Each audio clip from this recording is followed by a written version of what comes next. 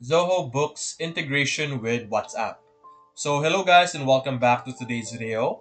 In today's video, let's teach you how you will be able to integrate your Zoho Books with your WhatsApp. So what you're going to do is you're going to select over here on the top right your settings. And in this page, you will be able to see here below, if you look through below, there is integration and marketplace. So you have here WhatsApp.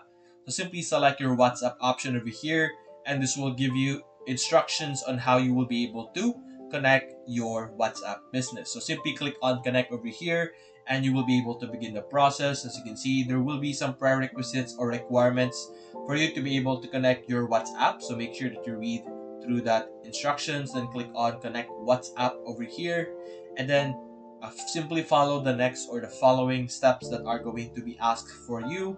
There will be a pop-up over here that will request us to connect. So let me check it out over here. So you're simply going to log into your WhatsApp account and you will be able to connect your Zoho Books. So that's basically it guys. If you enjoyed this video, leave a like and subscribe. Thanks for watching.